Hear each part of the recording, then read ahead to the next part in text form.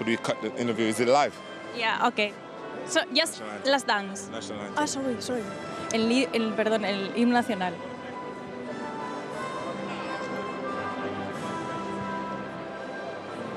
Started with Steph Curry of the Golden State Warriors. They won a championship in the NBA last year. They're saying they don't want to go to the White House. They don't want to go to the White House. I don't care. I don't disrespect. I disrespect the man that's in the house. I don't want to go to the White House. That's fine. That's great. Don't go. But he said it again, and this time President Trump said, hey, you know what? I hear Steph Curry doesn't want to come to the White House, so guess what? I'm rescinding the invitation. You don't have to come. It's done. Period. Boom. If you don't want to go to the White House, and you say you don't want to go to the White House, and then you get disinvited from the White House, what's the problem? Why do all the black players feel as though they need to jump in and support Steph Curry? You could think the president is a bum, but when he walks into the room, he's the president of the United States. But for some reason, because other Democrats started all this stuff, now all of a sudden it's okay to disrespect the president. President Trump said, you know what? Owners should say you're fired. You know, to get these son of bitches off the field. You're fired. And now we have Roger Goodell coming out and saying that President Trump disrespected the NFL. No, he didn't. Roger, you're disrespecting the country by letting these rich ass players protest the country.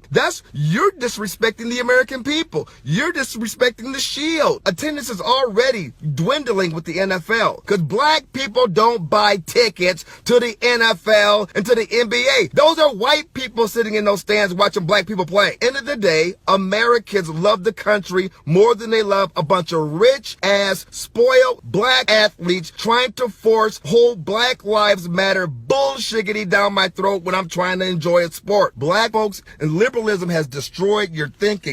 You are rich because white people pay money to see you play. I'm sorry to racialize this, but everybody else is. You're getting upset saying we have a right to protest. Okay, you do. Okay, fine. Then doesn't the president have a right to? Doesn't he have a right to say what he wants to say? Can't enjoy anything anymore. Everything's been politicized. It's not about the act of believing in something and pursuing it. It's the way you're doing it. What does the American flag have to do with your perceived oppression? What does the national anthem have to do with these issues that people are bringing up? It is a separate issue. You're talking about an anthem of hope and unity within this country that have made people become great, that have made the poor become rich and give people opportunities. Flag that represents hard work, dedication, blood, sweat, and tears. Sacrifice. You have these people who turn around and take a knee and want to attribute all the negativity to the flag and the anthem, but don't want to attribute the positive. Listen, if you feel that the American flag represents negativity and slavery and all this other stuff, then you have to give credit and credence to a flag that have given you an opportunity to go from cornfields and picking cotton to being the president of the United States of America. Going from being segregated, can't go to proper schools, can't vote, taking you from that point to now you're making millions of dollars to play sports. And you know who's watching you? White people. Martin Luther King had support on both sides.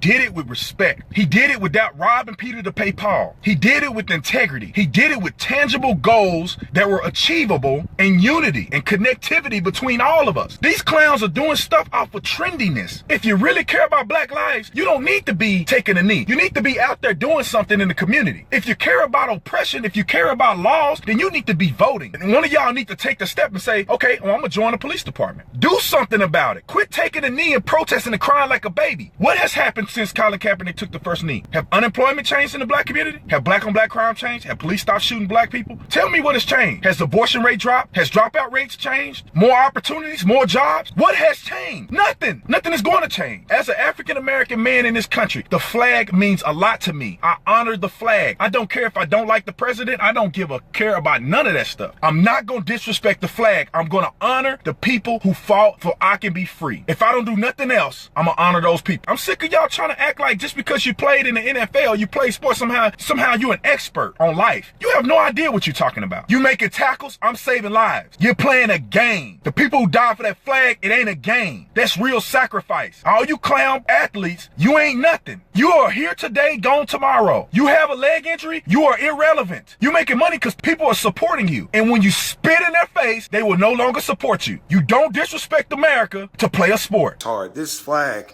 stands for the police officer. Every Christmas, he's not with his family because he has to protect your family. This flag is also, it's going to defend you for the legal immigrant who breaks into this country to have a better life. This is what this flag stands for. You know what this flag stands for to me? Every day, I wake up as an American knowing I can do better. 2009, I got sentenced to prison. I failed. I failed miserably. I felt like my life was over. But it was a voice in the midst of my failure kept telling me, Taurus, you're an American. You're an American. You're an American. You can do anything. It's been 5 years since I got out. And my life is not perfect, definitely not. But my life is a lot better. I got to meet the president. And you know, when Donald Trump ran, he said he wanted to make America great again. I said, you know what? That's what I'm trying to do every day. I'm trying to be better. So when you disrespect this flag, you're disrespecting all Americans. You bunch of ungrateful millionaires, pieces of shit. How exactly are you oppressed? Look, I'm a South American. I was not even born here. I came from a third world country. You know how many successful black people I see in our country? Millions and millions of them. My doctor is black. How many singers are black? You have everything that you want and everything that you need, and you refuse to stand for that national anthem? I've seen people without legs, disabled people that even attempt to stand for that national anthem. Oh, they'll have somebody pick them up. Those people deserve all of your respect. The NFL players, you make millions of dollars every single year off of us, off of American people, off of those that want to go and support you, that cheer for you. We like to watch football and sports because it's a break from the rest of the world. It's a break from the rest of what's going on around us. We get to just get some entertainment. So to turn on our television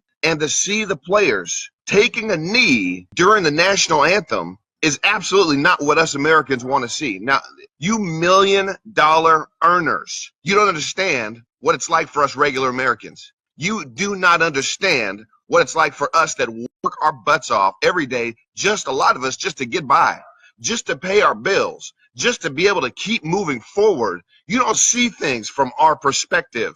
You are in a glass house, so to speak. You got big walls around your big, gigantic houses, and then you want to choose your opportunity during your work. You're working.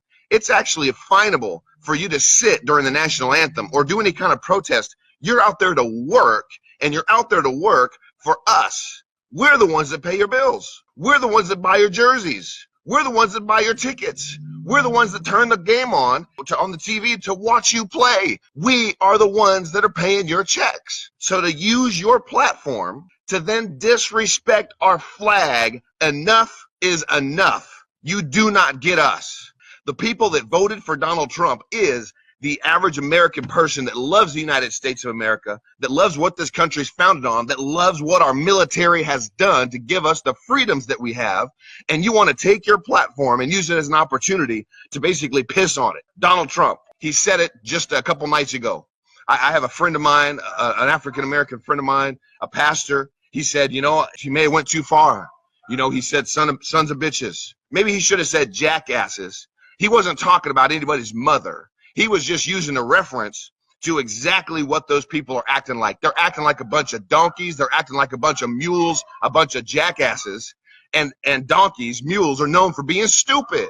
You know, if you want to protest something, you should protest the black-on-black violence that is and always has been 10 times, 100 times if you look at the numbers. Literally, if you look at the numbers, it's 100 times more of a problem, black-on-black crime, than police-on-black crime. I've been a business owner since I was 20 years old. I have nice cars. I've been pulled over by the police. I've been pulled over by the police at gunpoint. And guess what I did at gunpoint? I put my hands out the window. I heard him saying, step out of the car. I said, yes, officer. I stepped out. I kept my hands out of the window. I stepped out of the car. I complied. I'm not trying to get shot. I'm not trying to make a point. I'm not trying to take any built up rage and animosity over what I think the police may have done and then put it into that situation and scenario right there where I'm getting pulled over by the police. I've had a police walk up to me on the street, thought I was somebody else, grab my hands and handcuff them behind my back and hold me there. And I laughed the whole time. I didn't start drama. I didn't resist. I just said, it's okay. Soon enough, you'll know that I'm not the person you're looking for. And it took about 10 minutes.